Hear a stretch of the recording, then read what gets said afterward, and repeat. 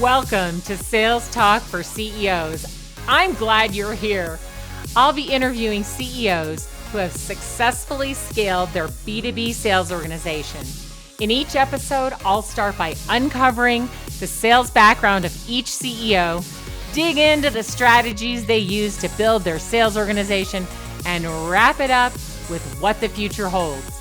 We'll cover the good, the bad, and the ugly of scaling a sales organization. I'm your host, Alice Hyman.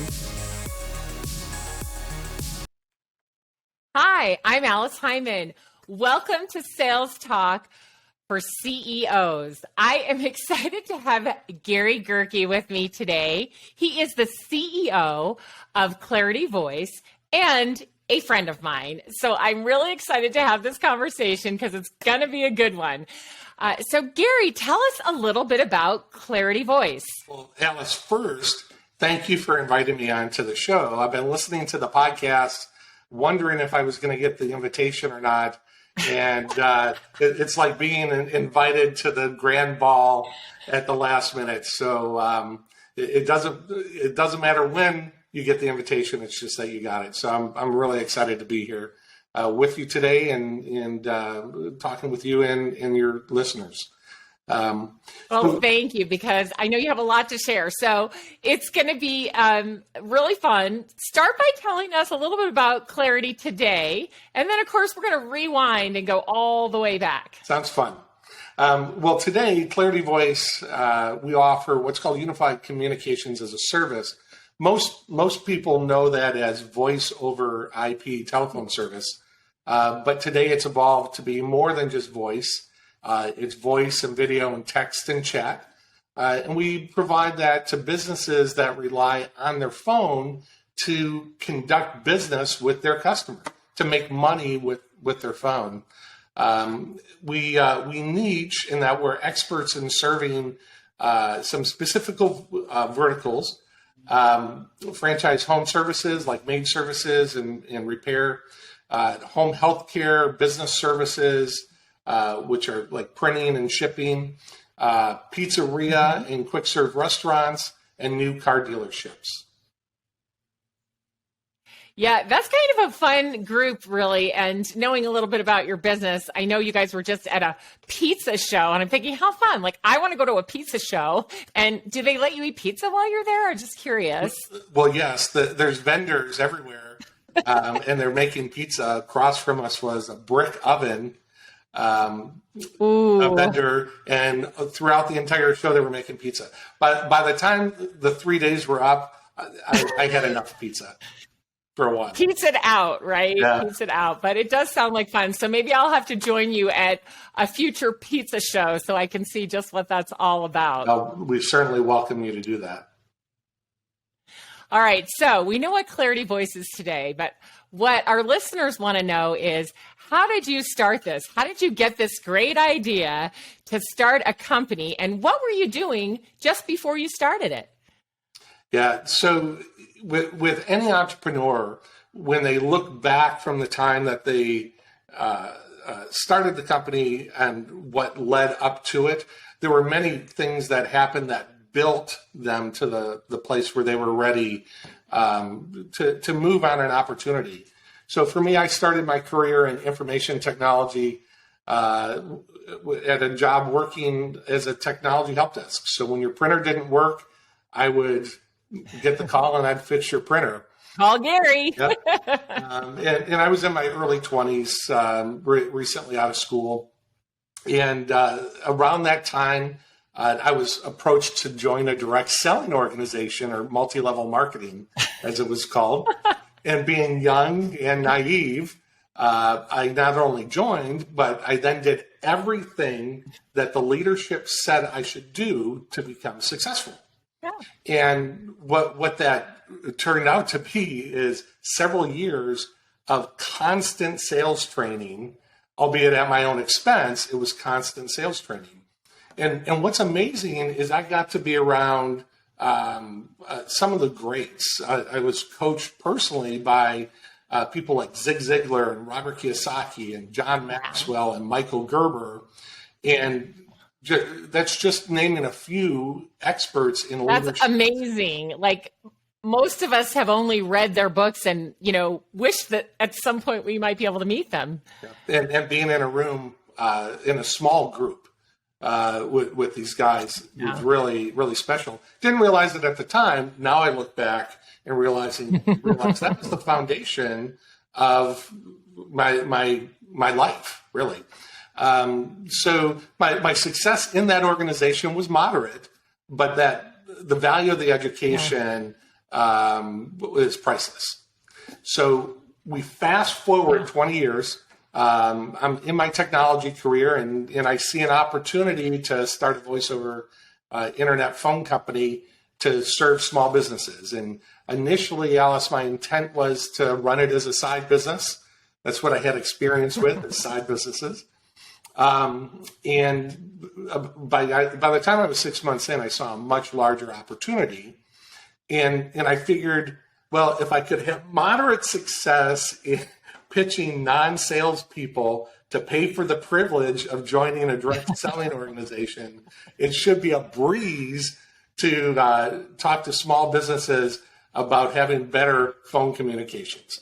And that's how it started, or that's what led up to it. So it sounds like you were the first salesperson of your company when you started it. I was at the very beginning. It was as easy as saying, "Hey, I have a voice over IP phone business for small businesses," and people would ask me to tell them about the service and ask for a quote.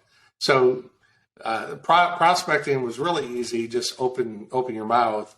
And then the sales process was just explaining, here's what we do, here's what you're going to get, and here's your quote or proposal.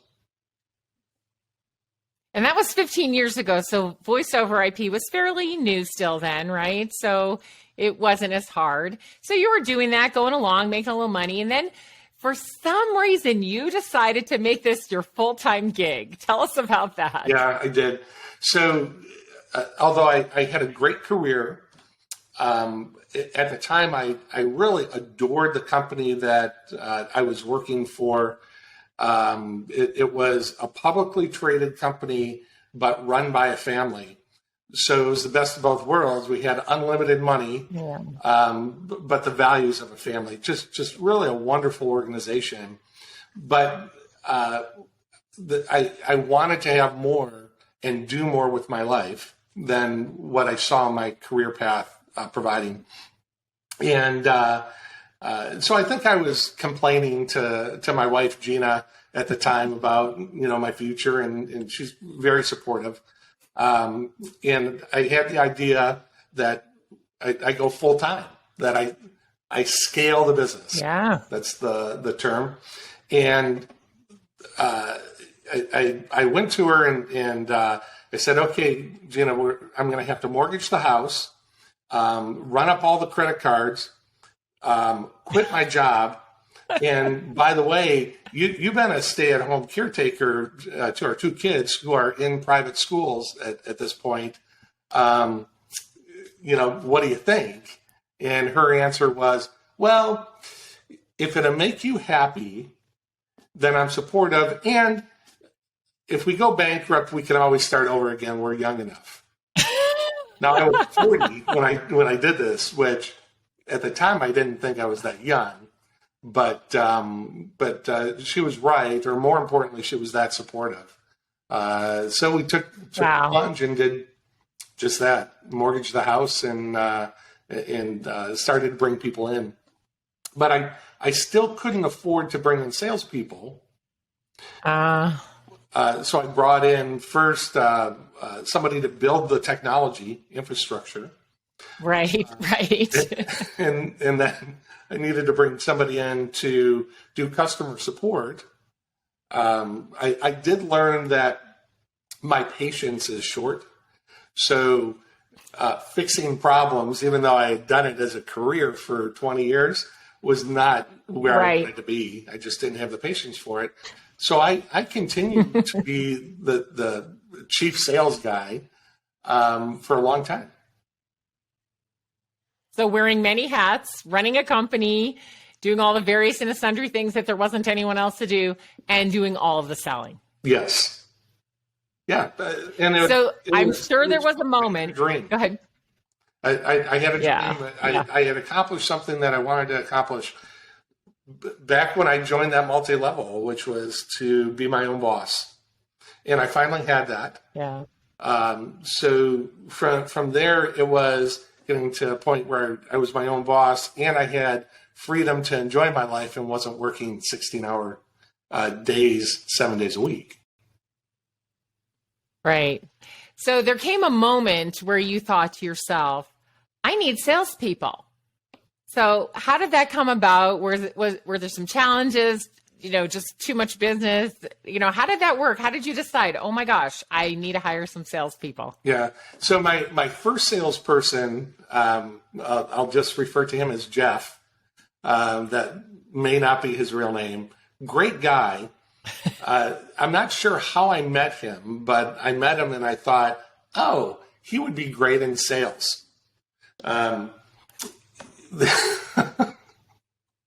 He didn't have a sales background. I just thought he'd be great at it. And at that point, we still were very much order takers. And I had established a relationship with a large franchise organization, and they were sending leads as their franchise business was expanding. So it really was order taking. And Jeff was doing a great job of taking orders until he got overly exuberant with a prospect and made the comment that, corporate's really drinking the Kool-Aid.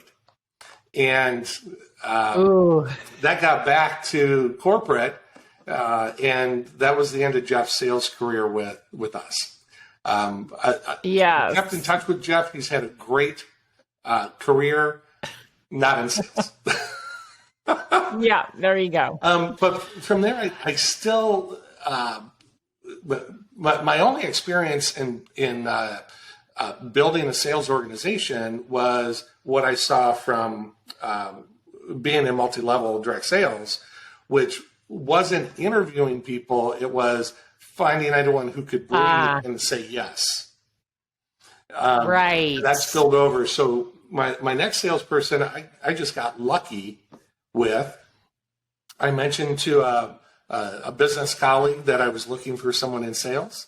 He said, I know somebody who is transitioning out of another position. Mm-hmm. And we connected at the end of the first interview. The salesperson closed me by saying, are there any reasons you wouldn't hire me right now? And my only response was, only that I won't hire people in the first interview. So we have to set up a second interview. And she said, great, later today then? It turned out she was with us in sales until recently, over 10 years, and did a great job. I really got lucky in that she was that one person who didn't need direction and would just figure out how to be successful. And certainly in the early stages, the only way I could pay would be a very liberal commission and a very small base. And she was, again, one of the few people who could succeed on that and saw it as a challenge and actually, hit the mark. That is a rare person that will do that and can do it successfully. So you did get lucky, Gary. I did get lucky, and it actually impeded the growth of the company, though, because so tell us about that. Sure. I thought, okay, I know how to build a sales organization now. I just need more people exactly like her. And I tried for probably 5 years hiring people and expecting them to function exactly like this gal who's the rock star. And I tried all sorts of things. Having the rock star manage the new people, that didn't work because the rock star was a great seller, not a great manager or teacher. Right. I tried everything under the sun. I think about this time of frustration, I met you for the first time at a conference. I remember it's a lobby bar at the Roosevelt Hotel in New York City. New York City. That's right. I forgot that. That's right. We were in the bar. That's right. That was a beautiful old hotel. Right. And there was a franchise conference we were attending. There was a franchise conference, and one of my franchising colleagues introduced me to you, and we became fast friends. Out of that conference. It took me some time to really get through my thick skull that that hiring superstars was not going to work, and it's difficult to accept that, especially as a bootstrapped entrepreneur, because it's a lot of money and a long commitment to building up a sales team. And it is. It is. I mean, Alice, until probably 12 months ago, when you finally got it through my head that there was a way forward, I was resistant to hiring a sales leader because I couldn't see or justify such a large expense for somebody who wasn't a direct producer. Huge mistake. Right. That mistake probably cost me millions of dollars over the last 10 years. Yeah, it's not unusual, though. I don't want you to feel like you're alone out there. I know I've told you this before, but being a CEO, especially when, hey, we started it, we built it, we only know what we know, right? And you, unlike some others that I know, you seek help. I mean, you're part of EOS, the Entrepreneurial Operating System, and you have also the Strategic Leaders group that you belong to. I think that's Dan Sullivan's group, right? Strategic Coach with Dan Sullivan. Strategic Coach. Yeah. So you seek help, right? But even a smart CEO, gets busy. You're doing so many different things. You're wearing a lot of different hats. You're trying to make your company grow, get each department set up and organized so that they're successful.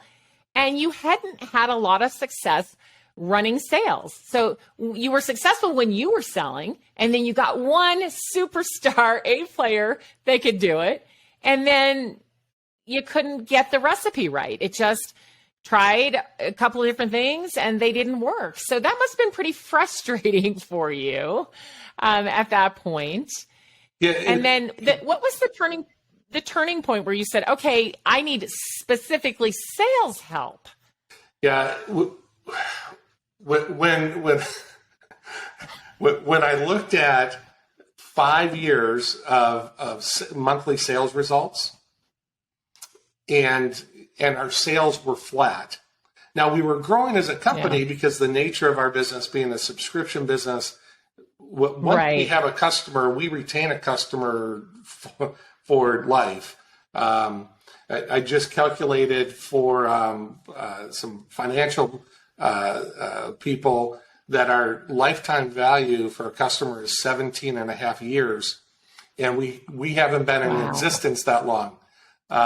So it's really unprecedented. So that gave me a margin to make a lot of mistakes without it stinking the organization. So we continued to grow for, no less than 10% per year. There were some years where we still grew 20%, but our sales themselves weren't growing. Our revenue, our top line was, but not our sales. And when I took a look at what our sales growth was and realized that if I really wanted to hit my target goal and really break out from the crowd of being small unified communication businesses and break out from that crowd, that I needed to do something differently than what I had been doing. We've all heard the adage, if insanity is doing what you've always done and expecting different results. Well, I applied that to myself, looking in the mirror saying, I'm going to have to change something because I'm not getting to where I want to go doing what I'm doing now. So I looked at our sales numbers, and regardless of how many people I had, or the different people that came in that I thought at the time could be rock stars, right? We really weren't getting sales growth. And it's at that point I realized I just don't know what I don't know here. And I have to seek help, and I have to realize that I'm ignorant about this next stage of growing a sales team. That I'm fine at the early startup stage, but now that we're crossing the 5 million in annual revenue, looking to get to 10 million and beyond, I just didn't know what I didn't know, and I needed help from people who did. And that's you. Yeah. Well, that was very smart of you, Gary. It turns out it has. But yes, that's good. And in the last, I don't know, 4 to 5 years, you have really seen, and most recently, like you said, the last 12 months, your team has busted their quota every single month, which has just been amazing to watch, how exciting it is to see that growth. But I think when, you said that you got to a point where you just thought, gosh, I was successful doing this when I was a startup, and I was able to do enough, it kept us growing, but it really isn't taking you where you want to go. And I think that's a big realization. Again, CEOs wear many hats. You're focused on so many things at one time. And I know you were trying to manage all the salespeople yourself, as well as run your company. And that was a hard job. And I know that was a bit frustrating for you. So tell us about trying to manage your own sales team. Yeah. Well, kudos for you for giving my head a shake, because I did say to you, okay, Alice, I'm going to manage the sales team, but I need your guidance on how to do it. And you said, oh, okay. And I think if you remember, I said, I don't think it's a very good idea, but okay, I'm going to let you do it. Yeah, you did say that, and you said, I don't know too many CEOs that also manage sales, Gary, but if you want to. Not at this stage of the game anyway, where you're already, you're 15, well, this was a couple of years ago, but you're 10 plus years in and you're growing rapidly. It starts to be a place where, you need a sales manager. Right. It really was a function of time, that it's full. It's a full-time or more than full-time to groom and coach and help salespeople to grow. And intrinsically, I knew this because I knew it from those direct selling multi-level days, that I would bring the new recruits, and we together would go out and do our sales activities. So I knew being engaged until the salespeople are up and running, and then it's more maintenance coaching than teaching. Right. Was necessary. And as a CEO, running the company, taking care of the big relationships. So I'm still, and I think every CEO would say they're still involved in sales. It's just more at a evangelist level, and being in touch with the big customers or the most influential customers, while leaving the tactical sales to the sales team. Right. And it's just it's too much for any CEO to do. Right. I had to make the real decision. Do I want to be small and in control of everything, or do I want to grow? And that was my choice. And it's the choice for any of your listeners, is if you're running up against the headwinds that you just can't do it all. You can't figure out how to build the sales team. It might be okay. You really have to ask yourself, do you want to grow?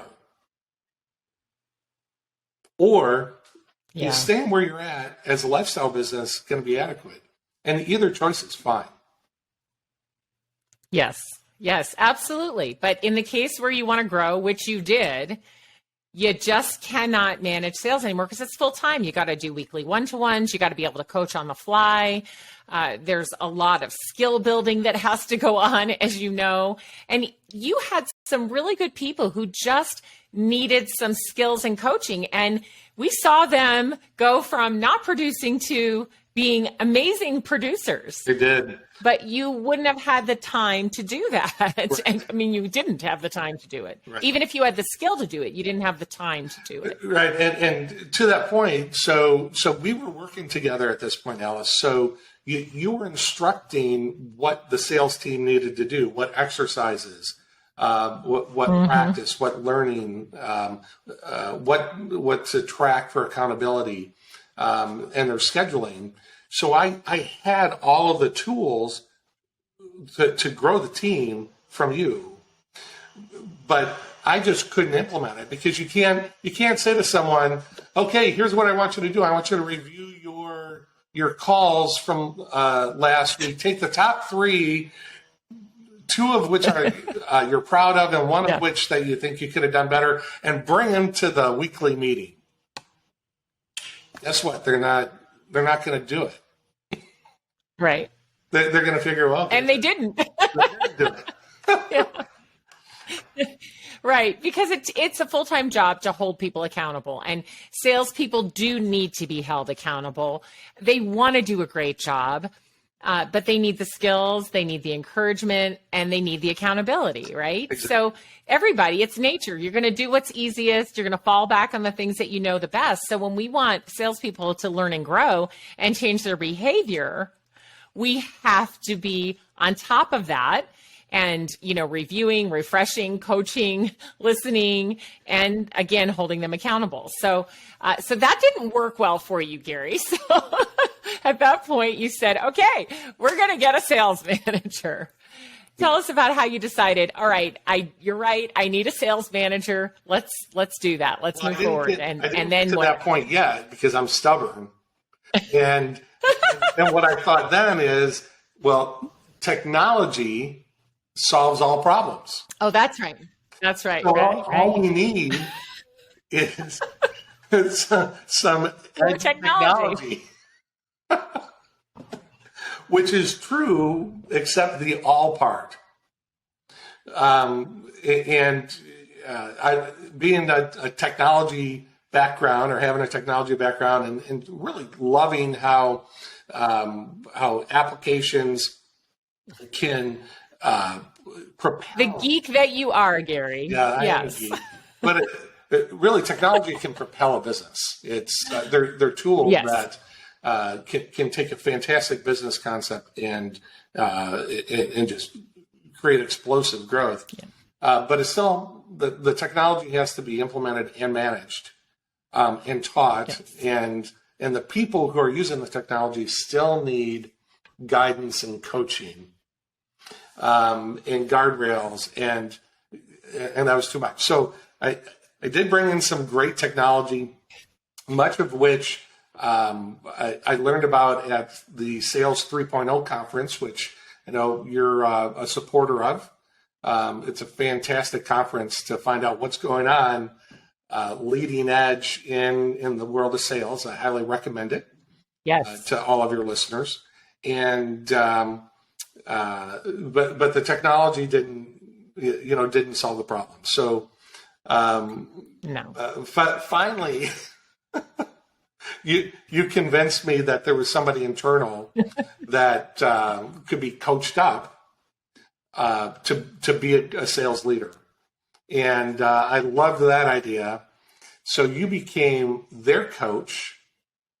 Instead of coaching me on how to grow a sales team, you coached them on how to be a sales team or how to build a sales team. And It's worked out super. Pleased as plum. It's actually the one area of the company now where I don't, I'm not burdened by what's going on. But whether the That's good to hear.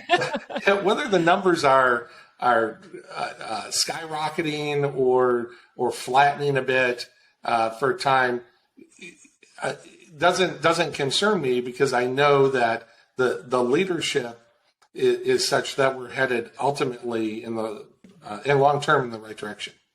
Now I say that, but we haven't had a flat month or a flat No, we haven't yet. So, but I imagine there's probably a plateau out there somewhere.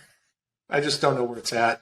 Well, there may well be. And, companies do plateau at different points for different reasons. And that's perfectly okay. But right now, we've seen steady growth and we're forecasted to continue seeing that steady growth, which is very exciting. And it's exciting for the sales team. They feel really pumped, and the sales leader feels pumped, and they feel like they're contributing and they're part of a team and part of a bigger, just a bigger picture. And they love your customers. And I think that's what your customers, why you have such a high retention rate is because when you join the Clarity family, you are truly joining a family of people who care about you, starting from the first time you meet one of the salespeople who express so much love and care for the people that they sell to. It's just delightful to watch. And then moving them, right into their onboarding and the success that they have with their communication system.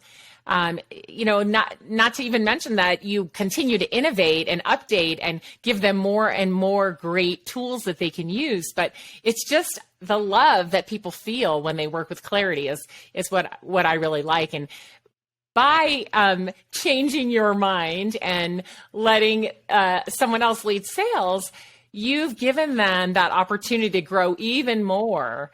And they have just really been shining. And it's just so exciting to see. And your customer retention rate speaks volumes about how you begin, how you onboard, and how you continue to serve your customers.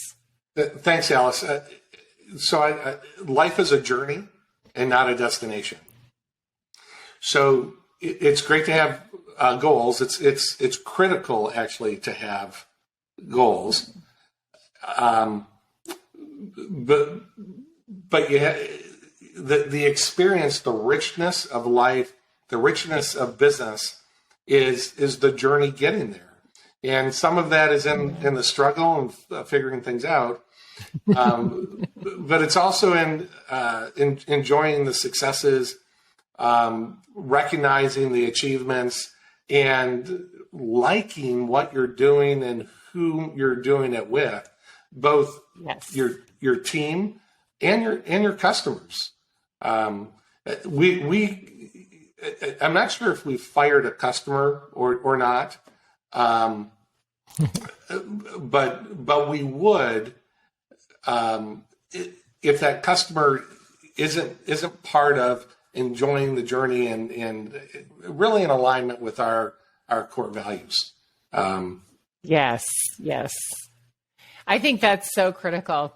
So sales are going pretty well right now. What does the future look like for Clarity, and especially for, continuing to build your sales organization? Knowing that the customer out there is changing, it's a little harder to get a hold of people than it has been in the past, although we're doing a pretty darn good job right now at your company of getting a hold of people. What does it look like? What do you see as what's coming next to really continue to grow your team? Yeah. So what I have noticed about sales is the trend away from the prospector closer to the consultant relationship builder and Sherpa. Maybe I'll call it a Sherpa, a guide. Yes. Customers are better educated. They know more than you think they do about your service. Right. And I say that even any of your listeners who just thought to themselves, well, my service is revolutionary. Yep, it probably is. And your customer base is smart enough that they've been waiting for you to deliver it much longer than you've had it on the market. So the customer is more educated. They're finding out, doing more of the research and diligence about you, about us, on their own. Traditional web, but also seeking out, referrals and social media and reviews. So by the time that your salespeople are talking with a prospect, most likely that prospect is already buying from you, and it's yours to, the salesperson to win or lose. So our focus is going to be about better equipping the sales team to have the answers and the resources that the customer is looking for at the point of engagement. Beautiful. I think that speaks volumes, really, because that's where it's going. Customer engagement, right? Looking out at the customer to see how they look in at you and helping them in their journey, guiding them. That Sherpa, it's a perfect example, because that's what buyers need today. There are a lot of choices. It's hard to tell the difference between all of the choices that they have. And if we come forward to them as guides, give them content that will help them make a decision, give them messaging that will help them make a decision, then they want to come towards us versus repelling them with our pitches and, information that they don't want. So I think that guide is really a critical piece moving into the future. And you have a sales team they're poised to do that because of the way you set them up for success. Exactly. So that's an excellent observation. And what I've learned is that the support of the sales team by sales management, sales enablement, it appears to be an expense without a direct ROI. And it certainly does add to the cost of sale, but it's a catalyst for the rest of your sales team, where you get so much more out of each individual that is in that direct selling account executive role. Yes, absolutely. It is hard sometimes when you're growing to think about putting in that extra overhead for sales leadership and sales enablement, but it pays off many, many times over, and as you have seen. So just as we wrap up here, Gary, I'd love to hear just maybe 1, 2, or 3 things that you want our listeners to know about their journey to becoming a great sales CEO who really supports sales and enables sales versus kind of holding themselves back, which we can tend to do occasionally, and you did for a while as well. But what are some of the key things you want to share with them so that they can move into that mindset and really help themselves take off and scale? Sure. I would say number 1, don't try to hire a sales superstar. Even if they have been a superstar at another organization, it doesn't mean that you're going to be able to plop them into yours and they're going to be a superstar. I've found just the opposite. I could go off for another 5 minutes about what we do now, but I'll just leave that as a overview. The second piece is always be evolving your sales process. So that's the use of technology, your pitch, your value proposition. Your sales team are on the front lines and they're hearing what the customer is saying. Use that feedback to adjust your approach so that you can stay relevant, especially with COVID. It's changed. We're in such a fluid environment. What was working in sales last month isn't the optimum this month. So beyond that, and pay attention to that, and poll your salespeople. And the third one I can't think of off the top of my head. So those two. That's fine. Two are great. I love that. Well, Gary, I cannot thank you enough for spending time with us today. I know the listeners are going to get a lot out of this, and I'm sure some of them are going to be shaking their heads going, yep, I did that too, right? And you've given them some ideas if they're stuck in that, how they can move out of it now, which is wonderful as well. And I think sometimes it just takes us time to move into our greatness and what we're going to do next. And I love watching the way you have grown and changed as a CEO and how that has impacted your team in such a positive way. It's really been just a joy and a pleasure to work with you and your company. So thank you for that honor, as well as the honor of having you on the show today. Well, thank you, Alice. I consider it a blessing that you took me on as a client and you continue to help us succeed. The journey is infinitely more fun with you in that circle. Thank you. All right. Well, have a great day, Gary. And I think I'm actually talking to you later. Thanks. Have a super week. You too. Bye. Thanks for tuning in to Sales Talk for CEOs. You can find me at alicehyman.com. Be sure and connect with me on LinkedIn and let me know that you heard the show. If you found value in today's episode, please subscribe, write a review, and share the show with another CEO.